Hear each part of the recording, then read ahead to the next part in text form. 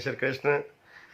कैसे प्यारे मित्रों, आज जो मैं बना रहा हूँ जन्म कुंडली के ऊपर संतान का भाव क्या कहता है। देखिए, हमारी जन्म पत्री में, जन्म कुंडली में संतान के बारे में, हमारे भाग्य के बारे में, कितनी संतान होंगी इसके बारे में बड़ा स्पष्ट पता चलता है। आज का विषय तो संतान के ऊपर ही है। लास्ट में मैं आपको छोटा सा एक उपाय भी बताऊंगा और वो उपाय भी बड़ा सटीक है, आप लोग कर सकते हैं। और जिनके पास जन्म पत्री हो, जन्म लगन हो, आज उसका विचार करते हुए मैं आप सबसे कुछ बातें शेयर करूंगा जो आपके जीवन में बहुत ही अधिक लाभदायक होंगी। प्यारे मित्रों, जन्म पत्री जो है उस व्यक्ति के जीवन का पूरा ढांचा होता है, पूरा खाका होता है। और जन्म कुंडली जो है उसके जीवन को दर्शाती है कि उसका स्वभाव कैसा होगा, उसके विचार कैसे होंगे। ये सब कुछ जो है जन्म कुंडली के 12 भाव हमको बताते हैं। लेकिन आज हम केवल पंचम स्थान को लेकर के चलते हैं, क्योंकि जन्म पत्री के पंचम भाव से संतान के बारे में देखा जाता है कि वो पंचम भाव जीवन में क्या करेगा और हम लोग संतान प्राप्त करेंगे तो कब करेंगे, किस उम्र में करेंगे, किस ग्रह की महादशा में होगी, अंतरदशा में संतान होगी। थोड़ा सा सूक्ष्म रूप से इसका विचार जो है हम लोग करते हैं। देखिए, जिसकी जन्म पत्री में अर्थात जन्म कुंडली में पंचम स्थान पर मंगल और राहु होते हैं, मंगल और राहु जिसकी जन्म पत्री में पंचम स्थान पर होते हैं तो उसका एक तो या तो एबॉर्शन हो जाता है, या वो बालक जो जब गर्भ में आता है तो केवल थोड़े समय तक आता है, कोई ना कोई दिक्कत परेशानी जो है लेडीज को होती है।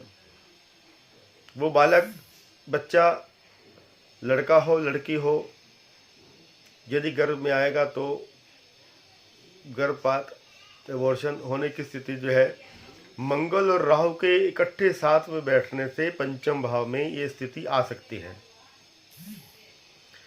दूसरा, सूर्य और केतु।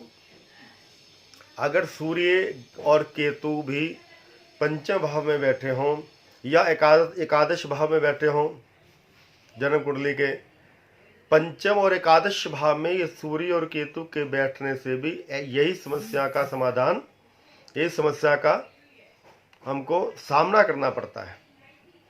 क्योंकि जैसा प्रभाव मंगल और राहु का पंचम भाव में है, वैसा ही प्रभाव सूर्य और केतु का पंचम में और एकादश स्थान में अर्थात 11वें स्थान में बैठने से होता है।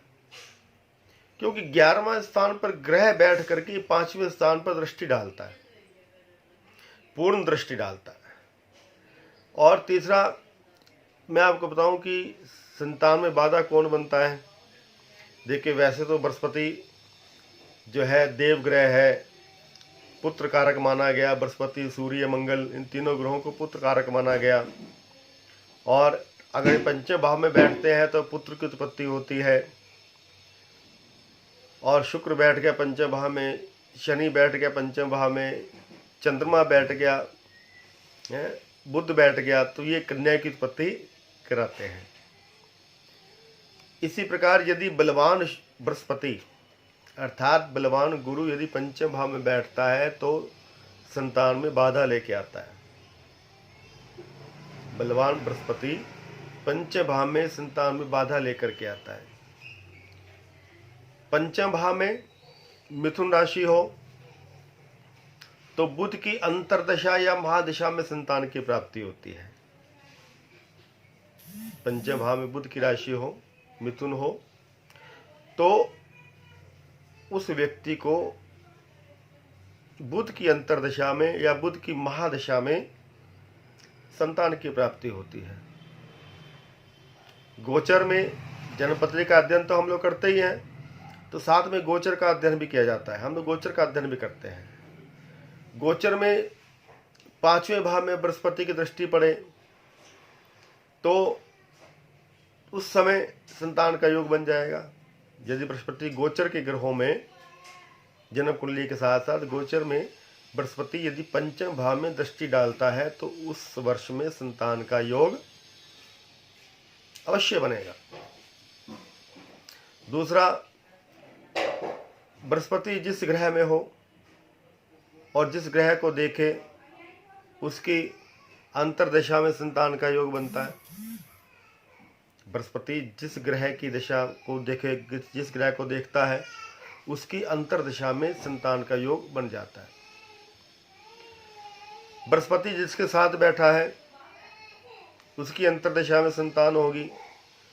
चंद्र और शुक्र, ध्यान देना, चंद्रमा और शुक्र यदि साथ हैं तो 100% कन्या की उत्पत्ति होती है। पंचमेश जहां पर बैठा हो उसके 7वें स्थान पर जो ग्रह बैठा हो उसकी अंतर्दशा में संतान होती है। पंचम का स्वामी, कुंडली के पंचम स्थान का स्वामी यदि नीच राशि में है, शत्रु ग्रहों के द्वारा देखा जा रहा है, तो संतान अच्छी नहीं होती, तो संतान को कष्ट होता है। और इसी प्रकार नीच ग्रह कोई देख रहा हो पंचम भाव में, तो नीच दृष्टि के कारण भी संतान अच्छी नहीं होती। कुंडली के पंचम भाव को देख करके हम पता लगा सकते हैं कि कितनी संतान का योग बनता है। देखिए, 5वें ग्रह, 5वें स्थान को, पंचम स्थान को जन्म पत्रिक में जितने ग्रह शुभ और मित्र दृष्टि से देखते हैं उस व्यक्ति की उतनी ही संतानें होती हैं। पंचम भाव को कुंडली के जितने शुभ ग्रह, मित्र ग्रह देखते हैं उतने ही उसको संतानें होती हैं। मैंने बताया कि पंचम भाव में सूर्य, बृहस्पति और मंगल ये संतान के कारक हैं। ये संतान देते हैं तो पुत्र की उत्पत्ति देते हैं। शनि पंचम में आ गया, बुध पंचम में आ गया, शुक्र या चंद्रमा पंचम में आ गया तो कन्या की उत्पत्ति होती है, अर्थात लड़की का योग ज्यादा बनता है। अब आपको एक छोटा सा उपाय बताऊं, ये उपाय आप कर सकते हो। ये इतना सरल उपाय है कि आप देख करके हैरान हो जाओगे, सुन करके हैरान हो जाओगे और बड़ा अनुभूत है। देखिए, जैसे शास्त्रों में इंद्रलोक के देवता इंद्र हैं, ब्रह्मलोक के देवता ब्रह्मा जी हैं, वरुण लोक के देवता वरुण जी हैं, यमलोक के देवता यमदेव हैं। ऐसे ही हम लोग मृत्यु लोक में वास करते हैं। मृत्यु लोक में भी कोई देवता है। जैसे अनेक लोक हैं, ऐसे ये मृत्यु लोक भी है जिस भूमि में हम लोग वास करते हैं। मृत्यु लोक के देवता कौन है? वो ब्राह्मण है। इनको शास्त्र में भूदेव भी माना जाता है, भूदेव। और यदि आप इनकी सेवा करते हैं, इनका आदर मान सत्कार करते हैं, तो घर में सतपुत्र की उत्पत्ति होती है। शुक्ल पक्ष की अष्टमी तिथि पड़ जाए और उस दिन सोमवार हो, शुक्ल पक्ष की अष्टमी तिथि के दिन सोमवार आ जाए, उस दिन किसी ब्राह्मण और ब्राह्मणी को किसी बेलपत्र के नीचे बिठा करके खीर का भोजन कराएं। जी हाँ, शुक्ल पक्ष की अष्टमी तिथि सोमवार को आए, किसी बेलपत्र के नीचे एक ब्राह्मण और एक ब्राह्मणी, उनको बिठा करके बेलपत्र के नीचे खीर का भोजन कराएं। और जो वो खीर झूठी बच जाए, चाहे वो 4 दाने हों, उस खीर को गृहिणी जो है खा ले, तो घर में सतपुत्र की उत्पत्ति होती है। सतपुत्र की। ये बड़ा अनुभूत मैंने आपको उपाय बता दिया। जैसे रुद्राक्ष जो है भगवान शिव के आंसू से प्रकट हुआ, आपको पता है ऐसी बेल पत्र जो शिव पर चढ़ाया जाता है, ये बेल पत्र जो है ये माँ पार्वती के नेत्रों से प्रकट हुआ, इसलिए शिव पर चढ़ाया जाता है। और बेल पत्र पर संध्या काल में सोमवार के दिन लक्ष्मी का वास होता है। आप सोमवार के दिन शाम के समय 5 बजे जा करके घी का दीपक जलाएं बेल पत्र के नीचे 5 सोमवार तक लगातार आप संध्या काल में बेल पत्र के नीचे घी का दीपक जलाएं, लक्ष्मी की कामना करें, तो उस समय लक्ष्मी का वास जो है बेल पत्र पर होता है, बेल पत्र के वृक्ष के ऊपर होता है, तो लक्ष्मी आपके साथ ही आपके घर में वास कर जाती है। ये बड़ा अनुभूत है प्यारे मित्रों।